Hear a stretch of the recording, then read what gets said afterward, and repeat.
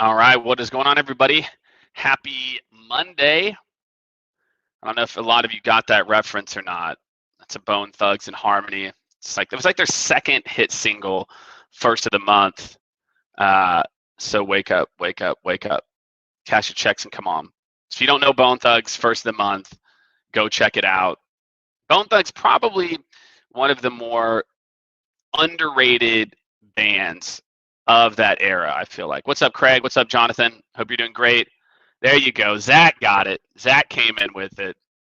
That's it, man. It was a great video too. I remember that was like, man, that was a great like era of rap back then. I had a chance to see Bone Thugs and Harmony in concert. Like, gosh, it's been a minute. 8 years ago. It's fantastic. So what's up, everyone? So today, I did a little survey last night. I was like, I'm going to do an AMA today. Probably go like 30, 45 minutes, depending on how the questions roll in here. We're going to talk about the discovery process. So I wanted to see, and let me see what the post is at right now in terms of like how many people have voted. This has been fun. I've been using this post to like either validate ideas I have or completely invalidate my thoughts or what I think is right or expertise. All right, here we go. Where is it? That was another one about not overthanking people. I wrote a post about that. Just, the thank yous won that post. So if you all saw, I did a post where I asked, should you thank people at the beginning of the meetings? I think it's ridiculous. I still don't know why people do it. But with that being said, the thank yous won it.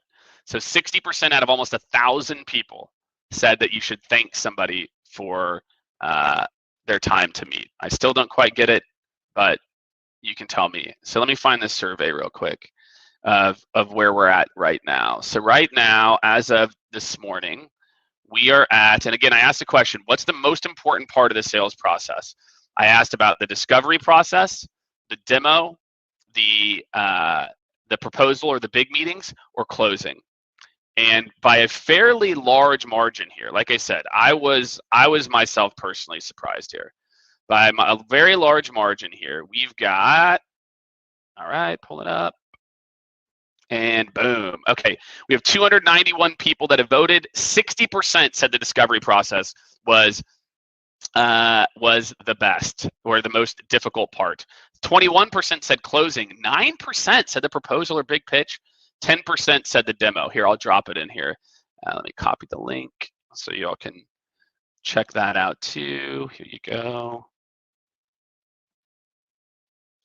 There you go. So you can check it out right there. Yeah, Colin, I've never got into Tribe Called Quest. I wasn't a big fan of like that style of rap. I don't know why. I just never got into it.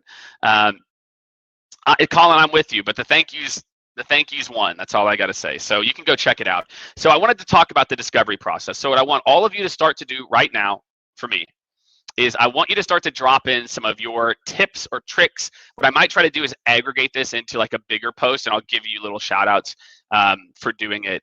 But I'm first going to walk through the anatomy of the discovery process. I actually believe, and some people give me grief about this, that there is a wrong way and a right way to do a discovery process. That this whole idea of I make it a conversation is bullshit. That every single time, these are reps with 20 years of experience and a ton of experience. Every time I hear a rep do that, without fail, at the end of their call, they go, oh yeah, I forgot to ask this question. Oh yeah, I forgot to ask that question. And it's because a good discovery is a structured conversation. It's not some free-flowing like, oh, this, that. That is not what a good discovery process looks like. It's why your reps or you and your teams miss so many big parts. It's the most important part, but for so many companies, it's the least the same. It's the least similar. You've got so many different reps running the discovery process 800 different ways. So what I'm going to do is give you my breakdown of how to run the perfect discovery. I'm going to break it into the steps, and then what I want all of you to start to do is drop in your questions. Drop in, hey, what are your go-to discovery questions? I want to hear them. I want to hear if there's sections, etc. Because I've heard there's a million different ways to phrase different questions, okay? So as a part of this, I'm going to break it down into like the three, it's like basically like four main areas to the key to every good discovery process, okay? The first is roll and fit, okay? Roll and fit. And this is the one that everybody misses. too often, too frequently, here's what happens. You get a meeting with a VP of sales, VP of whatever, right? And you and I both know a VP can mean 800 different things depending on the company that they work at. So often there's two things. One, you're meeting with the wrong person and you don't even know it. We want so bad in sales sometimes to make that person the person, and they're not doing it. So often what we do is we think that because so-and-so has a certain title, we make a bunch of assumptions about what that person does and their ability to influence the process. So step one is going into every conversation, I need to know who I'm meeting with and how they fit into the org. This is the number one area that reps miss out on. So my very first question is something like this. Hey, Colin, I'm looking forward to the conversation today. XYZ starter, I go through my agenda. So great. So I work with many VPs of sales and success. Sometimes that means that they manage the sales ops, sometimes not. So maybe tell me, what are the 2 to 3 core areas that you manage on a day-to-day basis? That's every call. Who is this person? Who am I meeting with? Then they start to paint the picture for me. This. Okay, great. Okay, great. So tell me a little bit more about your team. So it sounds like your team does X, Y, Z. Tell me a little bit more about what they do. Boom, boom, boom. My friends, that now I'm at minute like 3 to 5. I now know who needs to be in the next meeting. One of the biggest gaps in the discovery process is if you don't execute number one, step one here, correctly, roll and fit, it's why at the end of the sales process, you can't drive momentum. You're struggling to drive momentum in the process because you don't know who else needs to be involved. You don't even know who the person you're meeting with. You don't even know what they do. You're guessing. You made a bunch of assumptions. And 2, you don't know who else needs to be involved. So then you do that cheesy, you get to the end of the sales meeting and Johnny's on the phone and you go, okay, well, Johnny, this is a great conversation. What are next steps? The goal of the discovery process is to understand what the next step should be, and you tell them what the next steps are based on your experience. Now they can help to guide you from there. So step one is roll and fit. Okay, this is the most skipped part. I would say maybe 10% of sellers are doing this, and it's the most important part. As soon as I know who the right person is that needs to be involved, I honestly sometimes just want to hang up the phone. I'm like, okay, I already know so-and-so is going to have to be involved. So the rest of this stuff is just noise. Because again, what's the goal? So here we go. What's the goal of the first meeting? Other than disqual, right? Obviously. Or I should say, assuming they're qualified, right? Assuming they are qualified. So I'll let you all sit on that real quick. What is the goal of the first meeting? Okay, and why is roll and fit such an important part of this? Okay, first set of questions, roll and fit. Who am I meeting with? Hey, John, I work with lots of XYZs. I know blah, blah, blah. What are the top, and again, the words matter. If you ask a senior level person and you say, Jake, tell me about your responsibilities. Like, my responsibilities, I'm the CEO. I've got 9,000. But if you ask me what my top 2 responsibilities are, the brain can answer that question. So much of the discovery process, okay, is how you ask questions. There's a saying, I can't remember who I heard this from. The quality of questions determines the quality of answers. So if you're asking questions and you get shitty answers, it's because your questions are probably shit too, okay? Just saying, okay? It's not me, it's your prospects. So one person put qualified. What else? What is the goal of the first meeting? Okay, what is the real goal? Okay, the real goal of the first meeting, I'm just going to give it to you, is to get the second meeting. That is the goal of the first meeting. The whole goal of the discovery meeting. Assuming they're qualified. Forget that other, if they're disqualified, then no. The whole goal, but let me ask you that, is that how you've architected your first meeting to lead toward the second meeting being the logical outcome? The whole goal of the discovery is to architect a process that leads to a subsequent meeting being the outcome of the first meeting. Newton nailed it. Thank you, Newton. Right? The goal of the first meeting is to get the second meeting. The goal of the discovery meeting is to get the second meeting. But is that how you've actually architected it? Again, if you're skipping what I told you was step number 1, which is roll and fit. Who am I meeting with and how they fit into the organization? How can I drive momentum if I don't know those things? If I don't actually know what the person on the other end of the Zoom does, or what their team does. You can't. That's why roll and fit is most important. Now we go to the second phase. So a couple of things. Between each section, so recap. Okay, my friends, this is why your discovery process also is not getting you where you want to be. It feels like an interrogation. Have you ever been asked 19 questions in a row without anybody acknowledging even one of your responses? It's infuriating. So after every 2 to 3 questions, right? After every 2 to 3 questions, recap it back to people. Recapping does a few things. One, we as humans love it. I don't know what it is. I think we're so used to people not listening to us, okay? That when you recap back to people and try, my favorite is go try this with your significant other, okay? The next time she or he or they ask you to do something, or they tell you some a plan you have coming up, here's the step. I'll go to my wife, I'll repeat it verbatim. Okay, so, all right, so I got to do this, I got to do this, I got to do this, and then I do this and that. Is that right? She's like, yeah, it is. It's like, I know, I just literally repeated back to you exactly what you just said.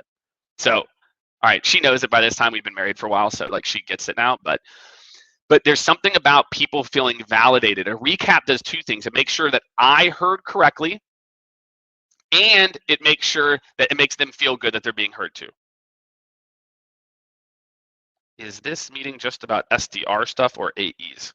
I mean, this to me is the AE discovery. Like when I'm walking you through, it actually doesn't really matter. This is just what should go into every first meeting, right? So Nathan, I would say what I'm talking about is your first real discovery with a prospect. I don't give a shit if it's an SDR or AE that does it.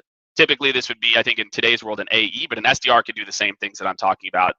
It's just understanding who the person is. So step 1, roll and fit, recap. Okay, great. So it sounds like you do this, John does this, and then you've got another team that does that. Okay, great. Thank you. I appreciate you walking me through that.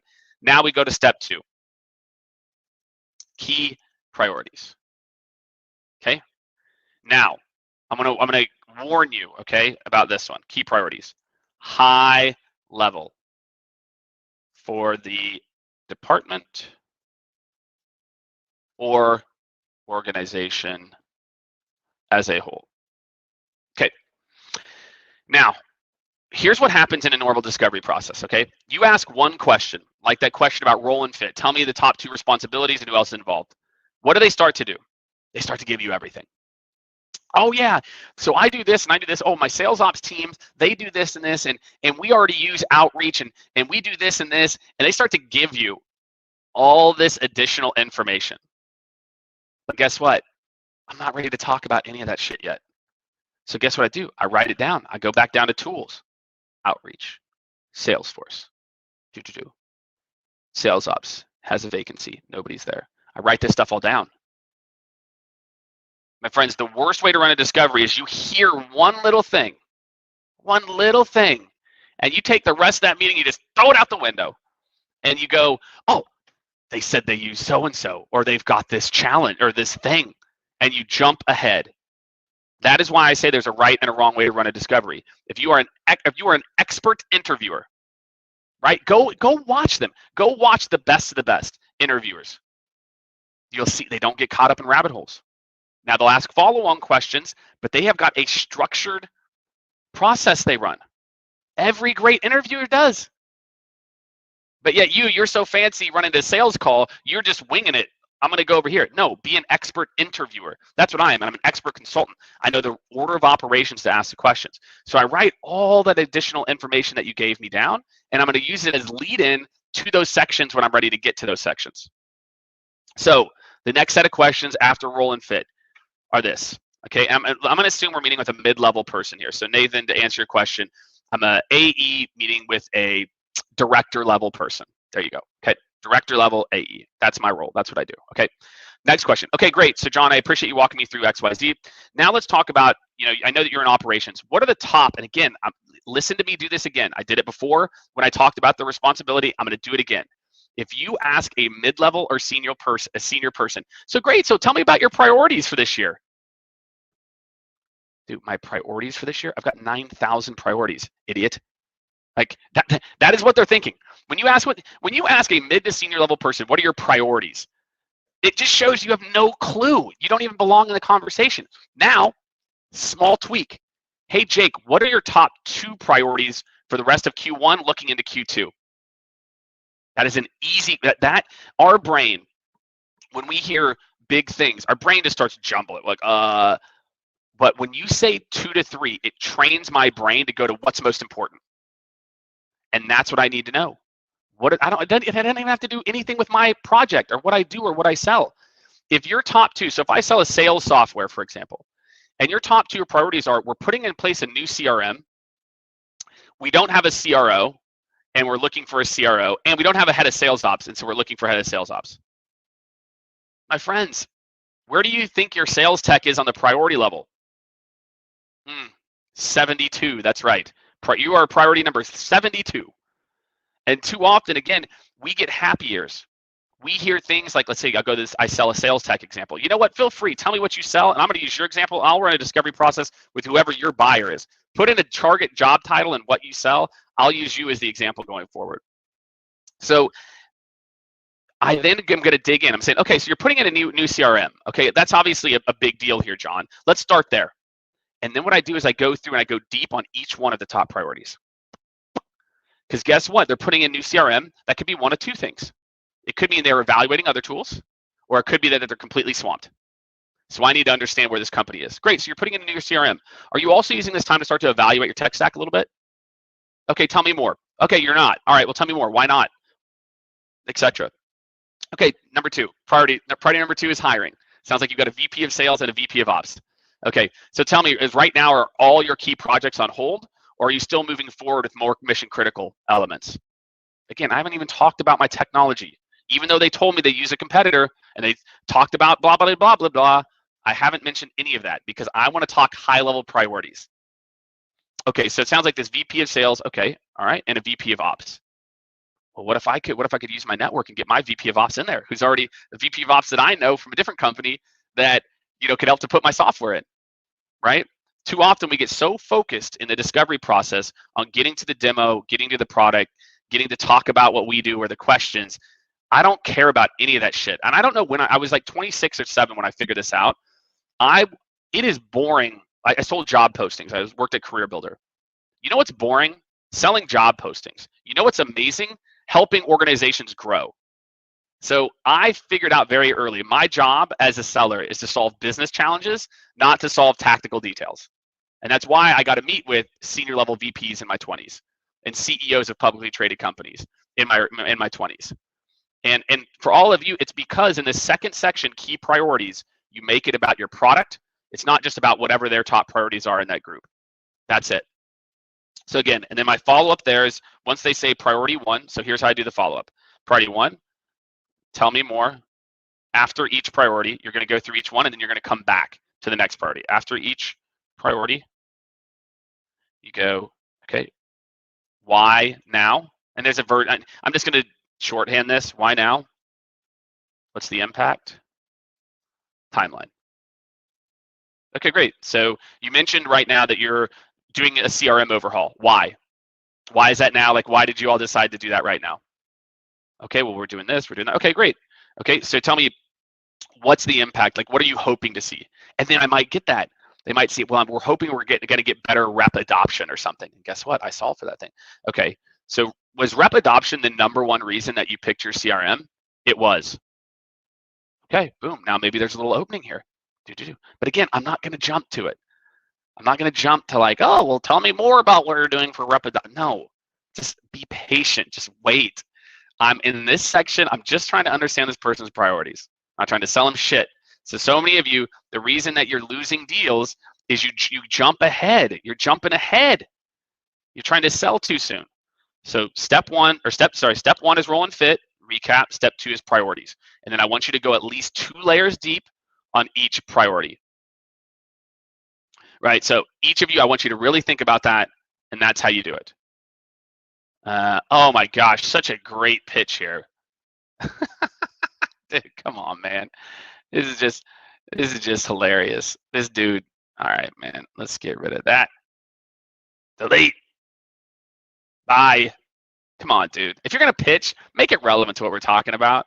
I don't know if you all saw that pitch jump in there, but it's kind of great now. I can at least delete it. So that's good, man. Look, hey, you know what I want to encourage you to do is I want you to encourage you to try again. I want you to try to make what you do somewhat relevant to what I'm talking about, and then come back at me. I'll leave the comment in there. I don't care. But that was just lazy.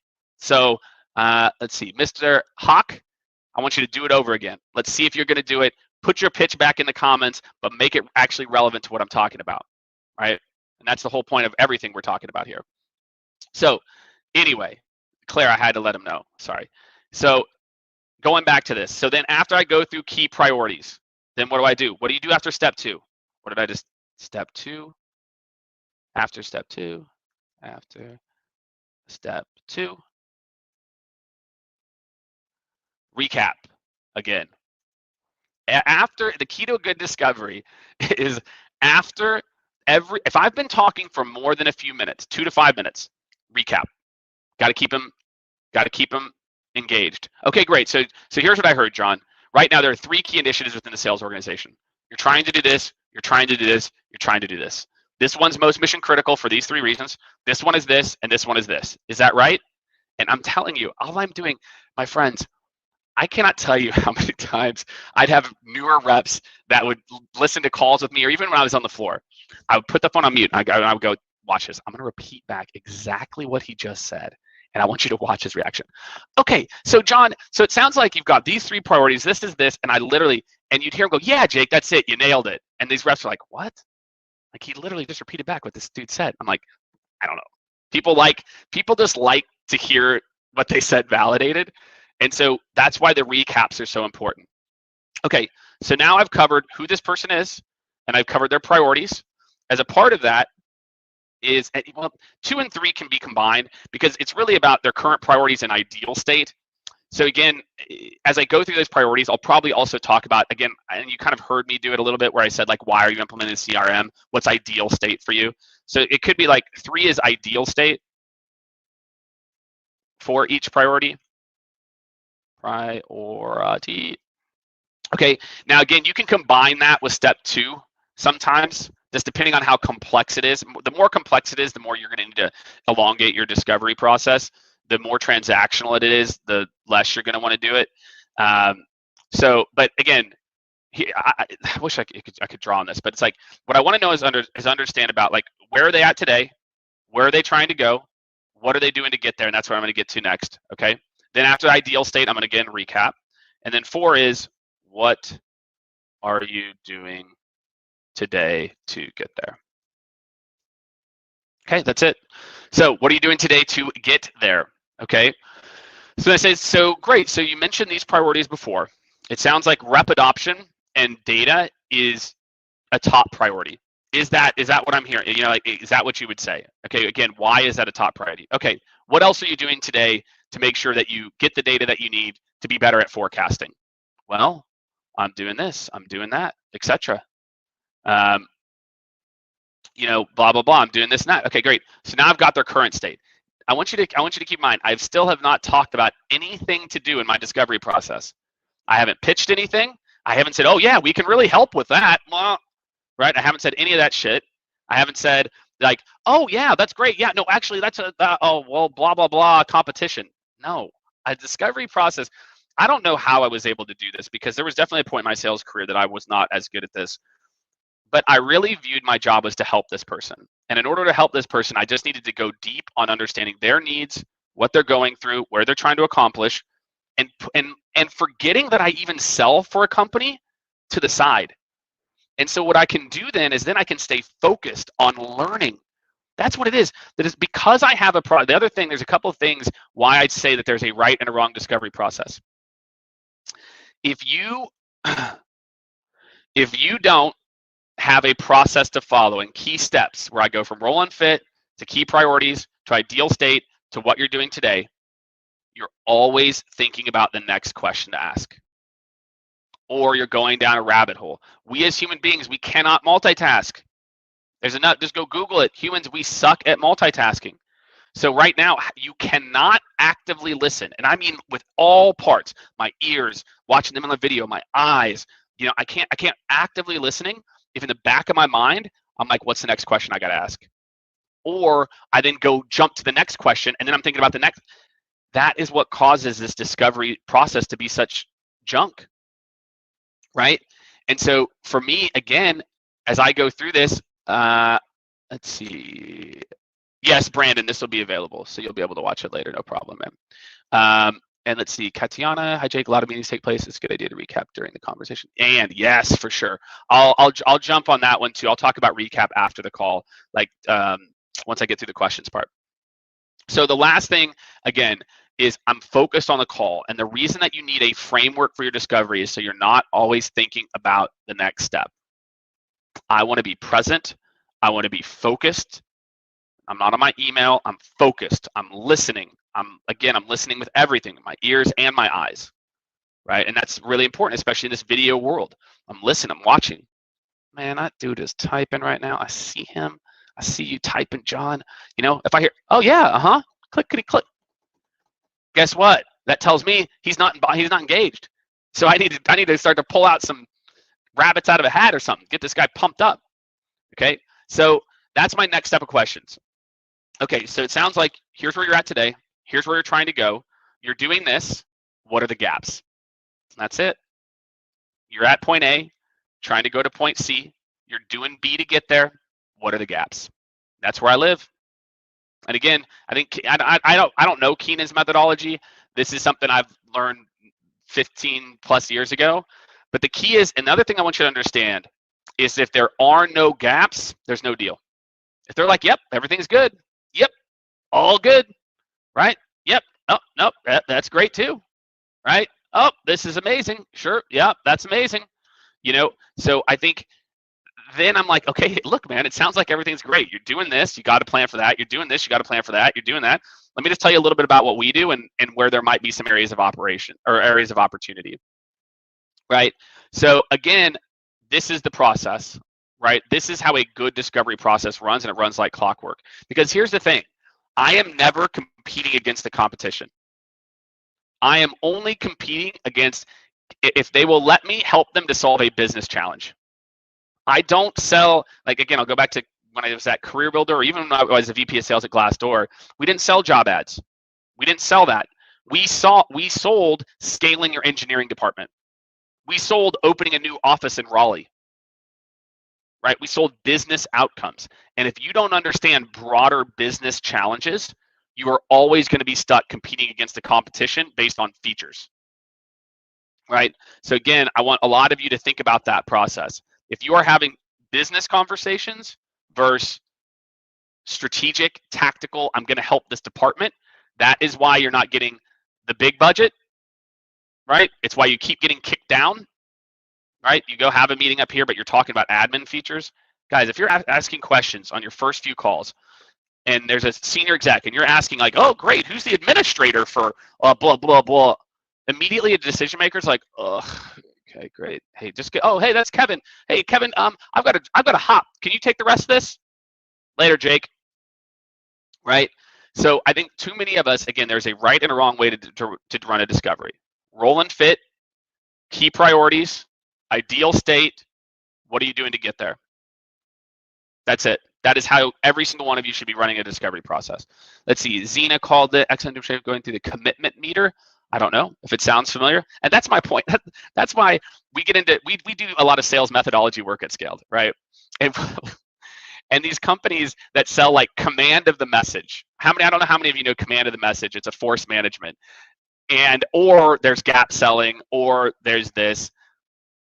They're all great. They're all good. Like there is a right and a wrong way to run a discovery process. And everyone is saying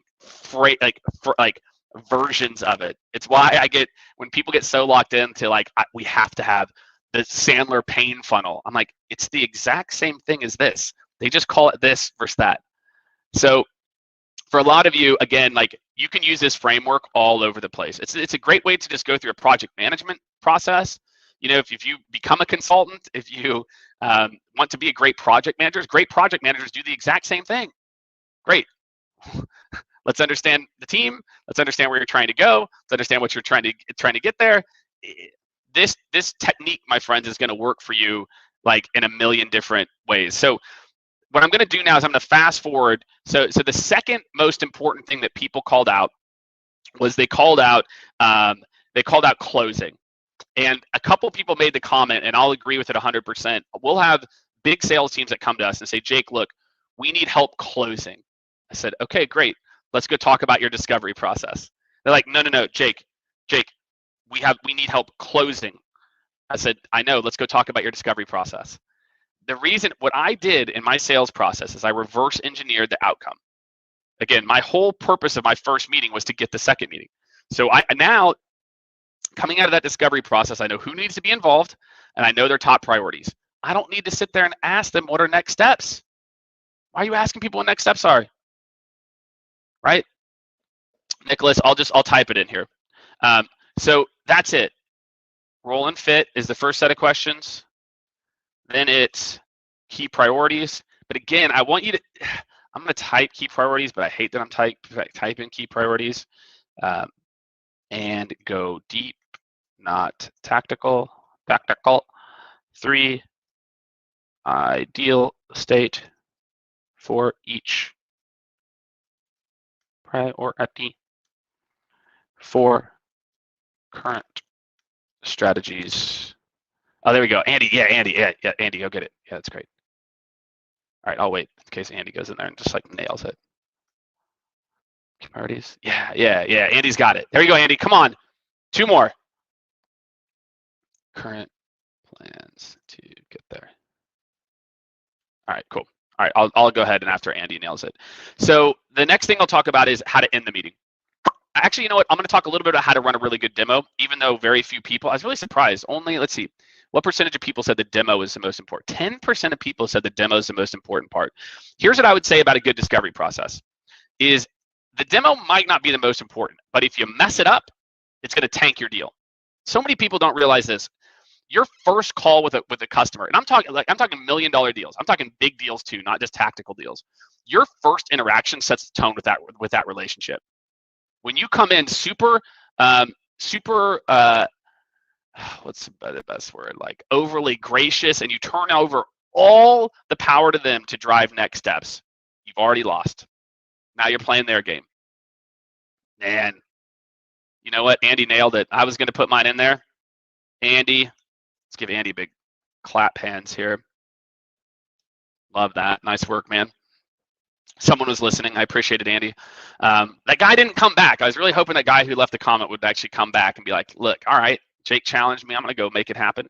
So here's what I'll say. I'm going to give you a very simple framework for how to run the most effective demo.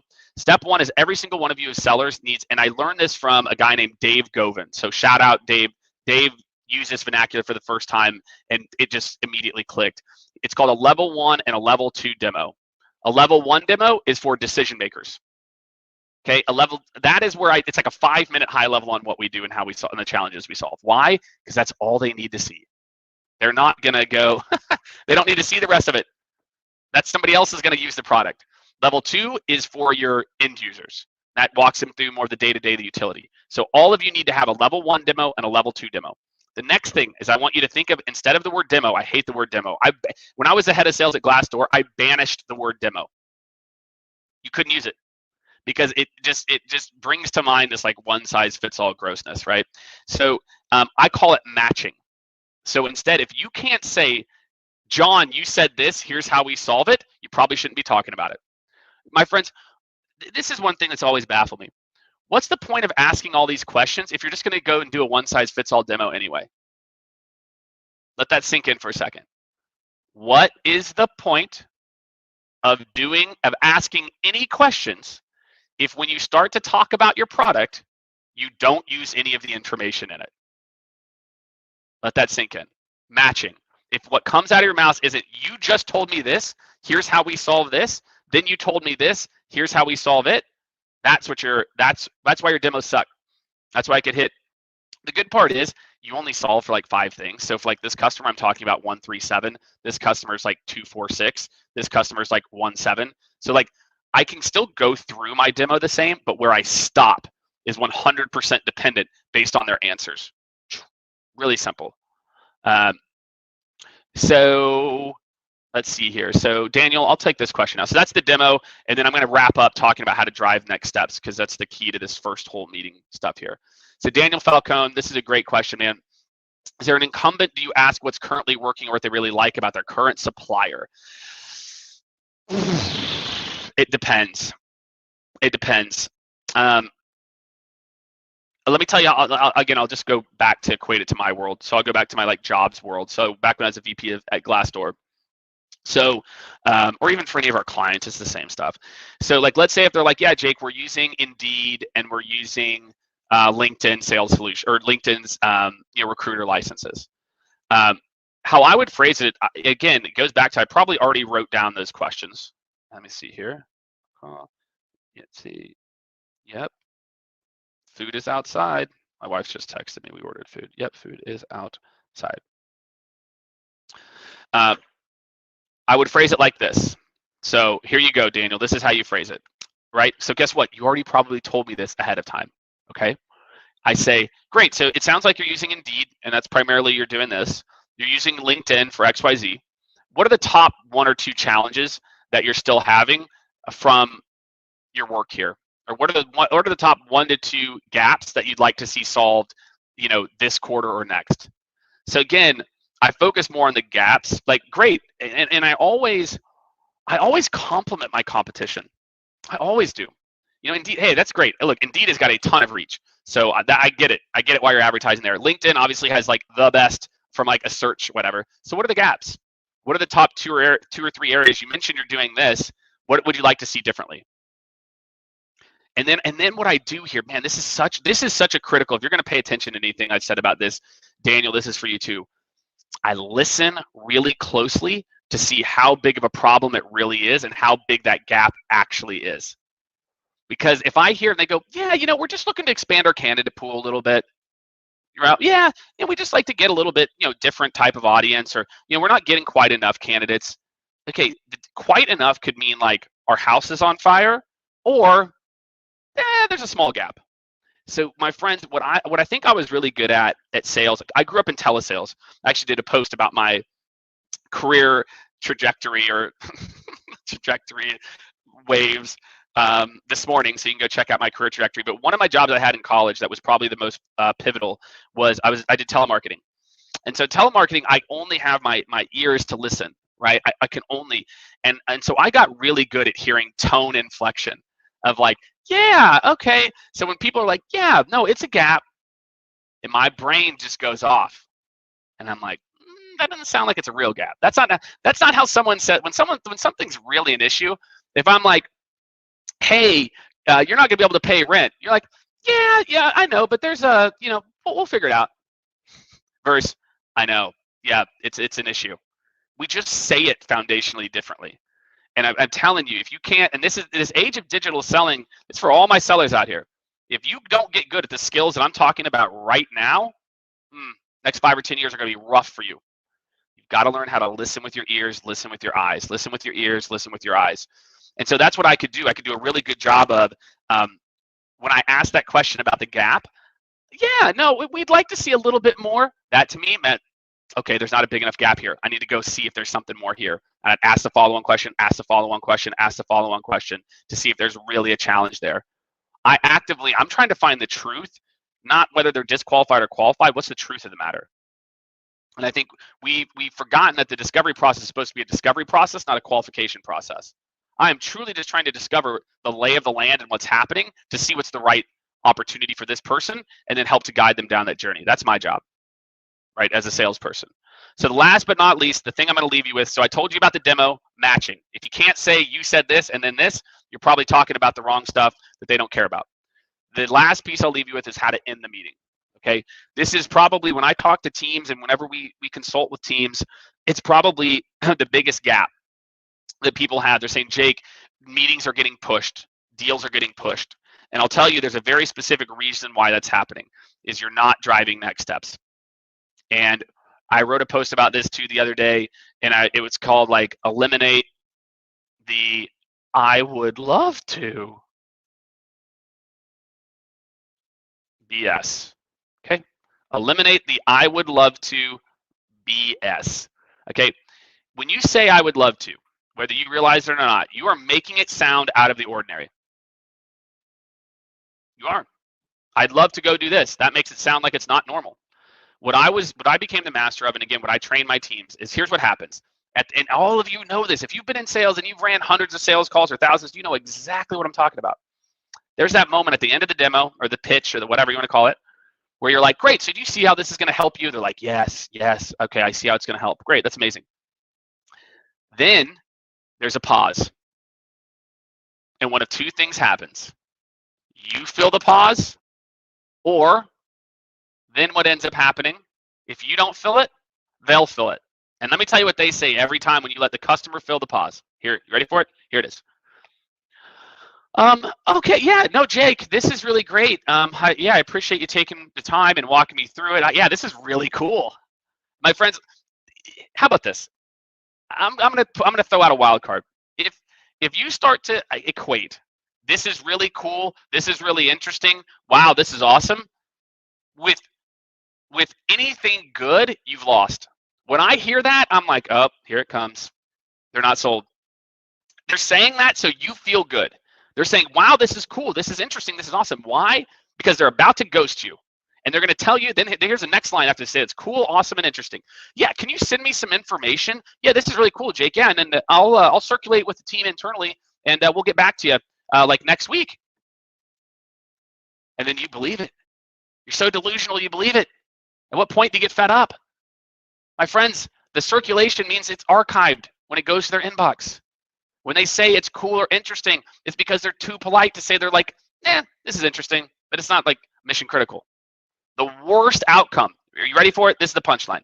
The worst outcome of a discovery meeting is, wow, this is interesting, send me some materials, I'll circulate internally. You did not do your job correctly. Sellers, hear me out. You did not do your job correctly if at the end of your sales calls, they say, wow, this is interesting, this is cool, send me some information. You blew it, right? Now, let's reverse what you should do. At that gap, when you finish the demo, you go forward with this. You say, okay, great, Jake. So it sounds like, there could be some areas of opportunity here. Typically, you're going to hear me use typically and normally. Typically, what we'll do next is you mentioned, guess what? Because I know who's on our team. You mentioned Johnny and Steve are the ones who are going to do X, Y, Z. So what we'll normally do now is we'll set up a quick high level for them. We'll make sure it's something that they see value in, right? Make sure it's something they could see some value around. Then, if that seems like a good fit, then you mentioned Lucas would be the next person to loop in, and then Rachel's actually the person who would sign off. So we'll usually talk to your frontline team, make sure it's something that Lucas, and then if all looks like there could be something there, then we'll loop in Rachel. Does that work for you? I am telling you, my hit rate on that is like 50%. 50%. They say, yep, because I know what the process is. I know what Paul, yes, I have been listening into your sales calls because I've heard this 10,000 times. And what happened with me, I got sick of it. Like, it just doesn't happen. If you say that shit to me on a sales call, I'll immediately just drop my pen and I'll go, okay, I'm happy to do that. But usually what that means is that there's still some maybe unsaid priorities or expectations. So let's just talk about it. Like, what would stop us from moving forward? This is typically what happens next. So just tell me what would stop us. I give them space to talk. I give them space to talk. That's what it is. Most of the time, when you give the prospect space to talk, here's what you're going to hear first. Yeah, Jake, actually, blah, blah, blah. Awesome. That's a no. I'm down for that. I'm good with that. Again, you get to the end of your demo, you're going to hear that little pause. You've got to be the one who answers the pause. Great, so let's talk about next steps. I call it the next steps, the next steps, next steps, and the next steps. At the end of every call, that's what I do. I lay out the next steps, the next steps, and the next steps. And I put them into the process. I say, look, so typically what we'll do next, it sounds like Johnny and Susie need to do X, Y, Z. So we'll do a quick high level for them, assuming, again, the words matter. This is where I became so really good at sales, is that, man, I would just replay my my discovery calls over and over again. And every single time I got punched in the mouth or someone said what I just said, I'm like, I blew it. I said that little, I'm telling you, what most people don't realize, You win or lose sales calls in the details. Oh, there you go. Look at that. My wife just brought in Chipotle. Oh, that's what I'm going to be enjoying right after this. David said this might be my best. All right. Well, I'm glad that it hit home for everybody, right? So that's it. That's how I drive momentum. And then they just start to do what I ask them to do, right? Or they say no, like that, or they go no. They go, Jake, actually, let's do this and this. I'm not really sure if we're there yet. So blah, blah, blah. And I go, oh, okay, great, awesome. So let's do this then. I'll follow up on Tuesday. You connect with them. Let's make sure that this is a fit, and we'll go from there. Does that work for you, Ken? Yeah, great, it does. That's it. That's all I do. So my friends, that's it. There's a right and a wrong way to run a discovery process. Andy wins the gold star. Andy, DM me. Here's what I want you to do. Andy, I want you to direct message me. I've got some scaled swag for you for being the most amazing recapper. You did it. You recapped. I saw what you did there. So again, roll and fit is the first question. Actually, you know what? Here you go. I'm going to give you a bonus tip. Bonus tip real quick here. How you start the meeting. Okay, if you don't want to, I'll forget about saying thank you or not. I don't really care anymore. If you want to say thank you, say thank you. Bonus tip before I let you go though, is it's called, the key is that you have to set the agenda at the front of the meeting. Why I see so many people get lost in the meeting is they don't set the agenda, okay? So here's my agenda every single time. I've done my prep. So I know common competitors, people we've worked with in their industry, etc. Hey, John, I'm really looking forward to the conversation today. You know, we've done a lot of work with other people in the industrial manufacturing space, so we know that sales motion really well. But first, each organization we work with is a little bit different. Now, Pete, I don't know.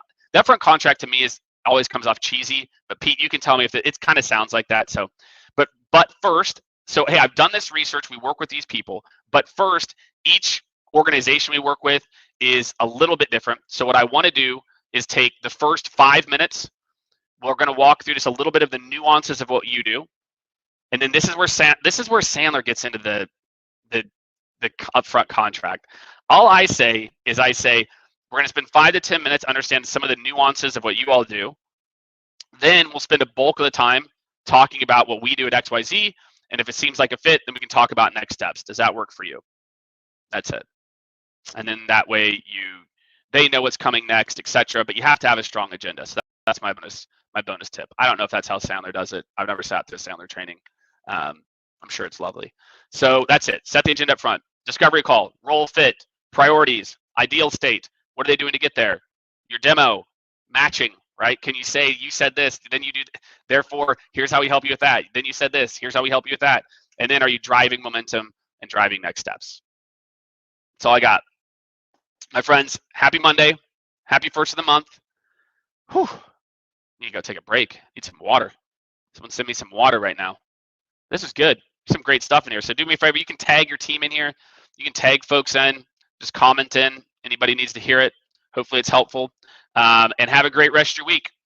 Stay tuned. Going to be dropping some videos this week, some fun ones. I hope this was helpful to some folks. It sounds like it was. That makes me happy. Go if you haven't listened. If you don't know Bone Thugs first of the month, I'll give you some time. You can go check it out. There's something about the first of the month that always reminds me of that song. So have a great rest of your week, everybody. We'll see you on Friday.